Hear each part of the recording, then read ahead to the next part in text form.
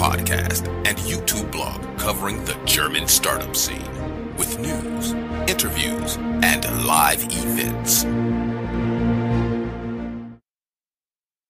Hello and welcome everybody. This is Joe from Startuprad.io, your startup podcast and YouTube blog from Germany, as well as the host of the world's first internet radio station dedicated to startups and tech companies. How to learn more about this? Just go down here in the show notes. There you'll find a link to our link tree, and there you can find all the options, including our newly published Alexa skill, where you just have to say, Alexa, play Startup Radio, and we will be on your smart speaker. With me today on your smart speaker, likely, is Benny. Hey, how you doing? Hi, I'm fine. How are you doing? I'm doing great, and I completely forgot everybody who's watching this. Please leave us a nice comment, a thumbs up, and a good review. And if you haven't done so already, make sure to like and subscribe, as people can tell that are one, watching on YouTube, and second, Hamburg. They can tell you are located in lovely Hamburg, as we can see in the window back behind you, right? Yeah, right. I'm based in Hamburg, and I have a very good place here, right in the city center. Right behind me is the town hall, and all the good places in Hamburg are just around our office. So pretty proud to be here. We may add, many people have not been to Germany or Hamburg at all that listen to our podcast. So we may add that Hamburg is world famous for its enjoyment mile, its enjoyment street called the Reeperbahn. Is it also close to you? So yeah, the Reeperbahn is I would say 400 meters down this way. So yeah, I can see it from here. Pretty good. We are here today to talk about your startup NECT. But before we get to that, as always, I've been looking a little bit through your published CV on LinkedIn, and I found a lot of interesting stuff. As always, everybody who would like to reach out to you, go down here in the show notes. There is a link to our blog post, and on our blog post, you will find a link to your personal LinkedIn profile. I've seen a lot Scrum, lots of Scrum, lots of insurance, and we may already step a little bit ahead of us and tell NECT is not an insurtech. But tell us a little bit about your time in insurance, and what did you learn from there? How did it drive you? How did it form you? So basically, I'm really born and raised in insurance because my parents have been working in the insurance industry. So I was already running in my diapers in the insurance company where my parents were working. And this is also the place where I started my traineeship. And then I've stayed there for 10 years, but I'm a software engineer. So I never sold any insurances. I always just worked on the tech side of insurance. I always thought that this is a great place to work in tech because obviously it's not on the edge of the newest things in tech, but what are you doing has a great impact on a lot of people. Like most insurance companies in Germany have a very, very great user base. So, for example, the insurance I was working for has 14 million customers. So when I released an app with my team, it targeted 40 million of our customers at the same time. So what are you doing has a great impact on users. And that was a great feeling working in tech and having such a high impact. And this has also been where the idea got born. So the last 3 years of my career there, I was responsible for the app development, and we've seen that the apps did a great job per se, but it was for the users, they had a hard time to get into the app, so to do the registration, because there was high compliance needs to get into the insurance apps, but on the market, you only found solutions targeting the banking industry. So you don't have the specific solution for the insurance industry because the insurance industry needed a very low price and not that high of compliance that you have needed in the banking industry. So all solutions targeting the banking industry had a very high level of compliance and thus a very high level of price.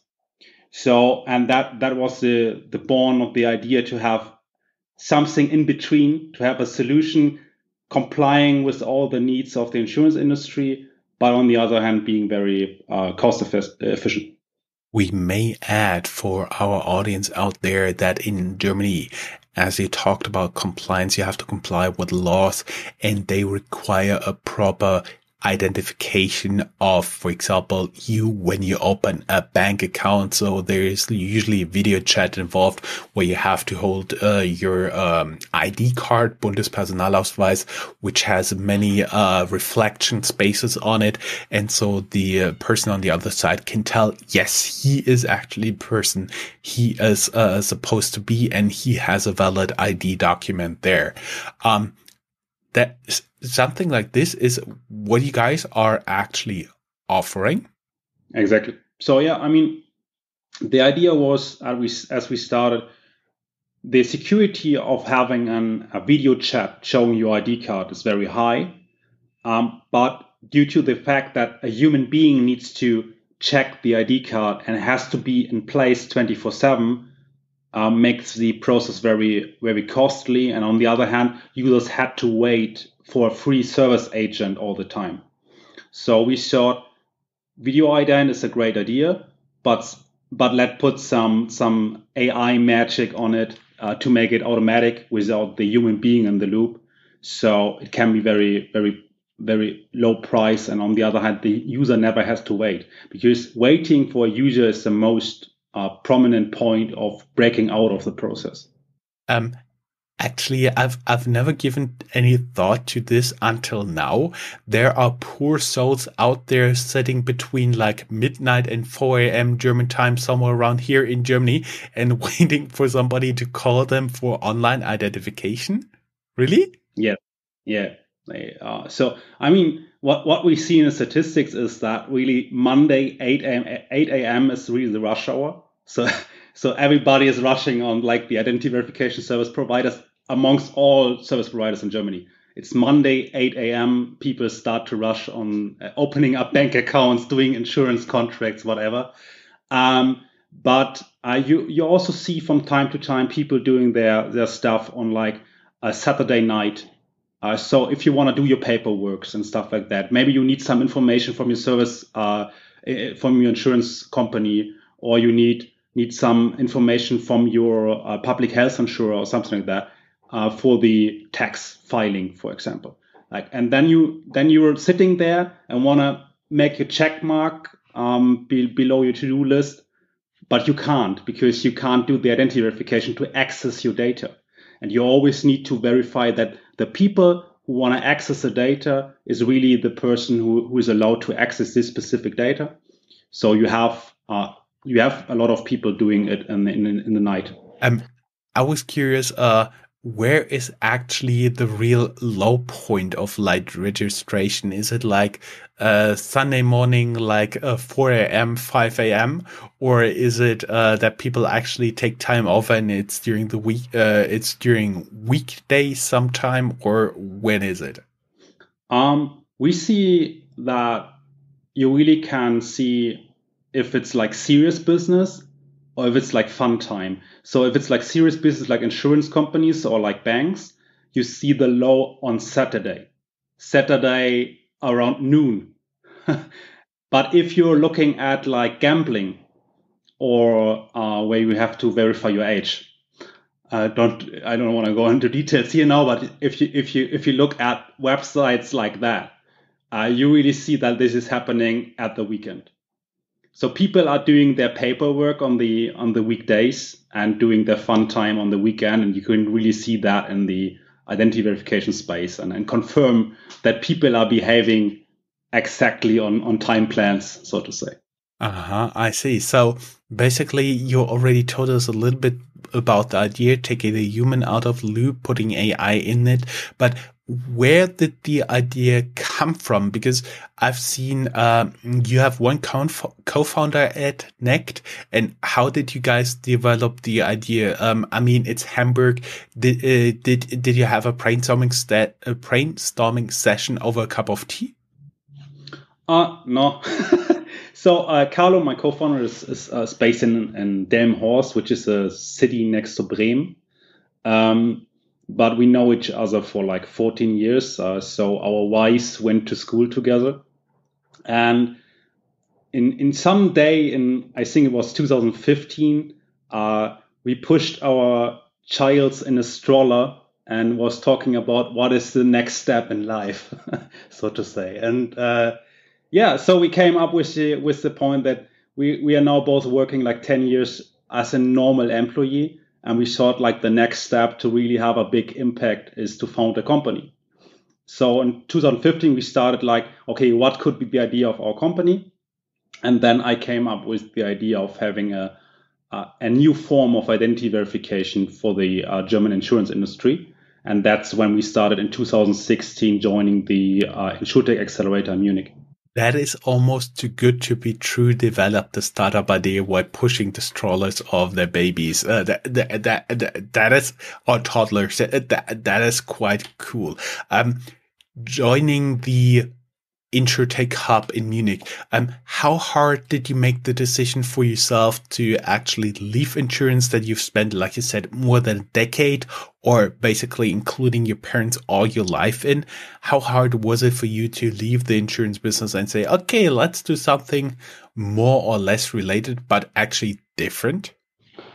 So I always had the idea in mind to be a founder one day. So, and in this specific case, it was a lucky situation for me that everything went so fast from the point of being accepted for the accelerator to be needed to start inside the accelerator. The time frame was so short that there was not much of a room to think about, am I on the right path now? You just had to make, because we got the information that we got accepted for the accelerator on like start of June. It was like the 3rd or 4th of June. And then we had to move from Hamburg to Munich and start in the InsurTech Accelerator in Munich like on the 20th of June. So we had like roughly 2 weeks to move to Munich, to cancel our jobs and stuff like that. So it was such a short time frame that we haven't had any time to sit down and think about our situation. We just worked on it to make it happen. I see. And as people can already tell from the headlines, you are the most downloaded self-ident app in Germany, overtaking a few established players. And first, how many downloads did you actually get? So that's sometimes close numbers, right? But we roughly do 20,000 idents a day as of now, which also results in like 20,000 downloads a day. So as of now, we are roughly adding users in like 200 to 300,000 users a month, which is one of our KPIs is the user base. It's not only like the transactions we do with the identity verification, but it's also like how many users download the app and stay inside the app because they can reuse their verified identity. So if you verify with our solution your identity with insurance A, you can reuse your NECT app to be used at insurance B and be even faster, right? So that's one of our biggest KPIs, to have a lot of users inside the NECT app to have the NECT ID usable across the nation, right? That is pretty cool. I have one question due to a recent experience involving the small hands of my baby boy and a street and a crash display afterwards. Can you actually move like your NECT app from one device to another, or is the ID tied to the app and the device? So yeah, as of now, due to compliance regulations and stuff like that, it's tied to the device. But we are working on that you can make it portable between all your devices, or if you get a new device, that you can port it to your new device. But on the other hand, our identity verification process itself, it's so easy that it's not a big deal to do another fresh identity verification on a new device. But obviously, the goal should be that it's a portable ID. But as of now, it's tied to the device. Mm-hmm. I see. Because I had this happen with several apps with me when my phone broke. So that's why I was asking. We got a little bit ahead of ourselves. So you guys got accepted at the InsurTech Hub in Munich, and how did the story unfold? Because I assume at one point you finished your program there and you moved back to Hamburg, as your background already tells. Exactly. Yeah. So after the 6 months in Munich, we decided to go back to Hamburg because our family stayed here, and it's a great city. So well, while I stay in Munich, Hamburg is also a great city, and we had our family here, so we wanted to move back.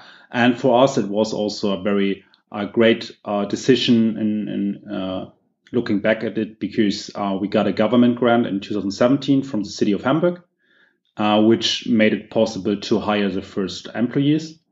And from there on, it really got rolling. So then in 2017, by the end, so December 2017, we got our seed funding with Dieter von Holzbring Ventures. And in 2018, we went finally live with the R&V Insurance Group, which is the top 5 insurer here in Germany. And this was really a great reference, right? It is one of the biggest insurers, but also on the other hand, it's one of the most well-known brands in Germany.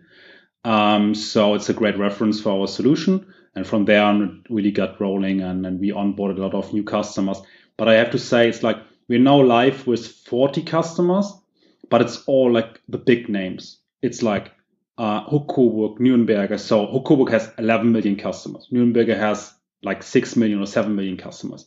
And stuff like that. So ADAC has 22 million customers. So it's the ADAC alone is bigger than some countries in the world, right? So we have a lot of very big customers, and lately we also added some government services, like from the Federal Agency of Unemployment and for the Corona instant help, so that the government pays the companies a certain amount of money to help them through the hard time of Corona.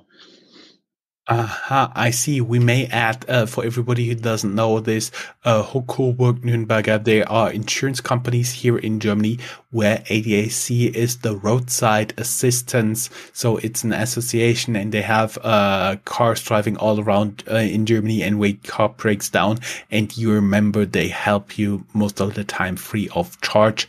I think it's comparable to the AAA in the US. So it's basically a very big organization.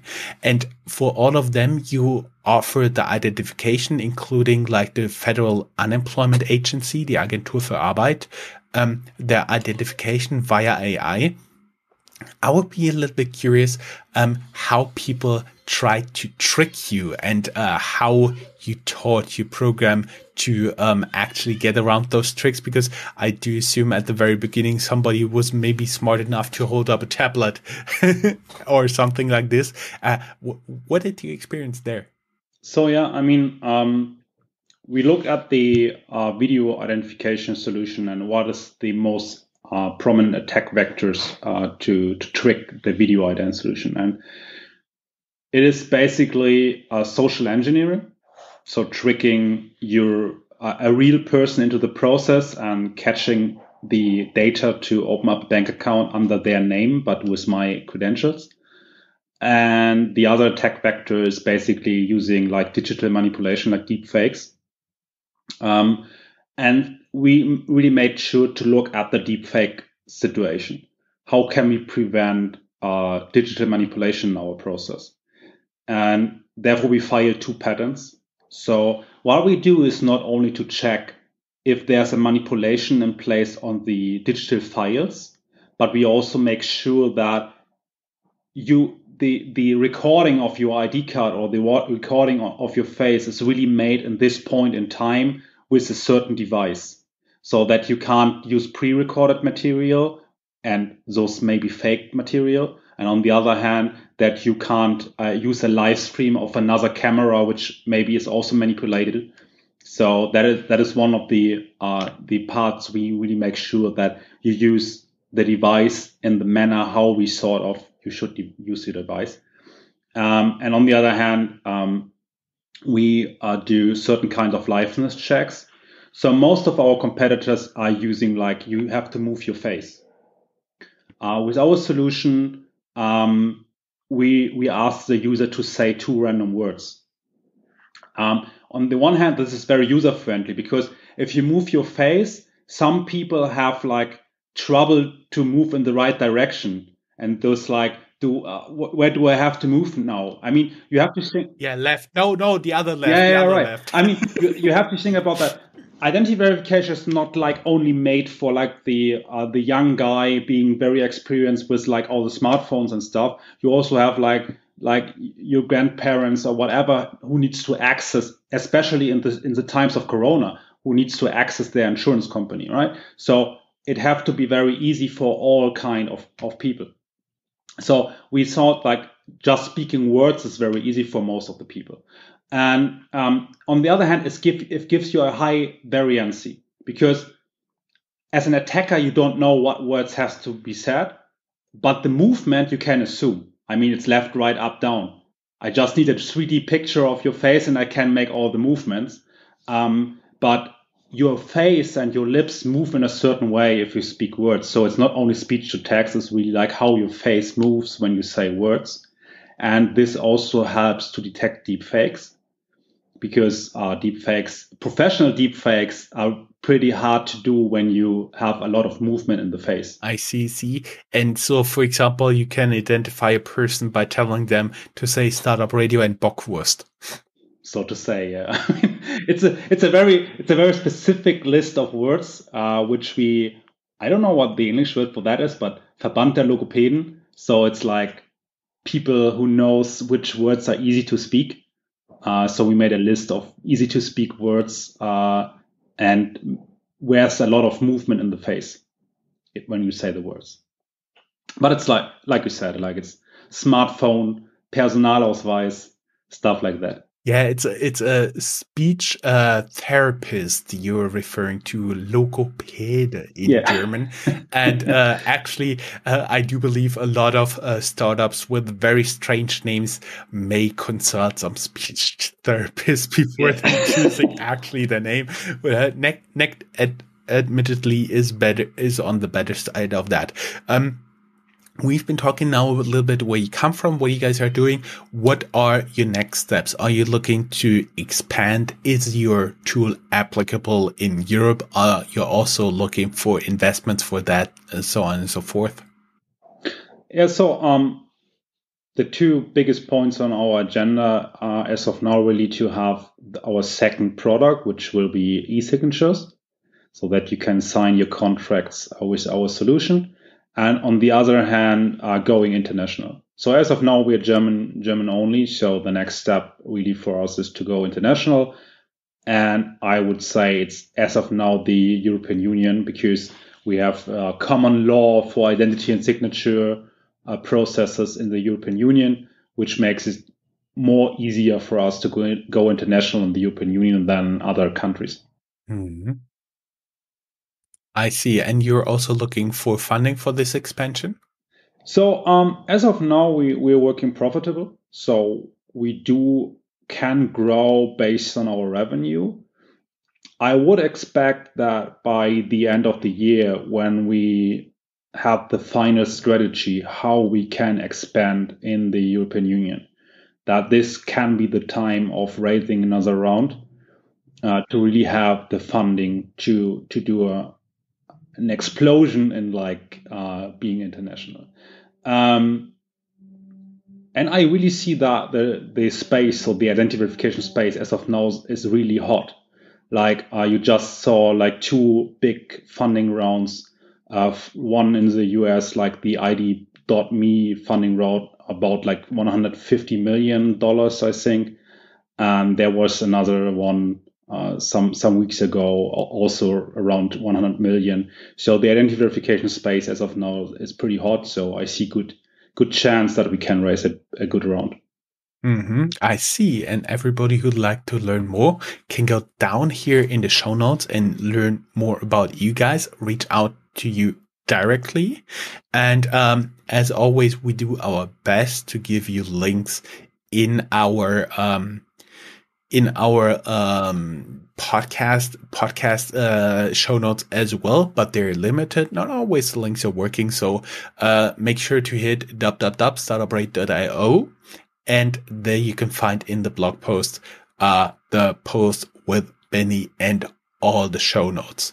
Benny, it was just a pleasure having you. I may have forgotten to say that this recording is in media partnership with Hamburg Startups. Thank you very much to them.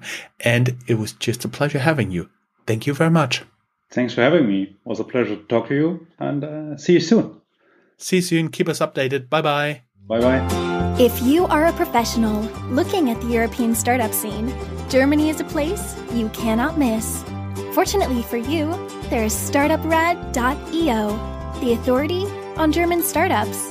This English-only podcast brings you fresh interviews each week. Most likely, you have never heard or read anything on these startups before in English, but you will in the future. Be ahead of the curve and subscribe to Startuprad.io podcast, or check for the Startuprad.io internet radio station. Check your Alexa for the Startuprad.io skill as well.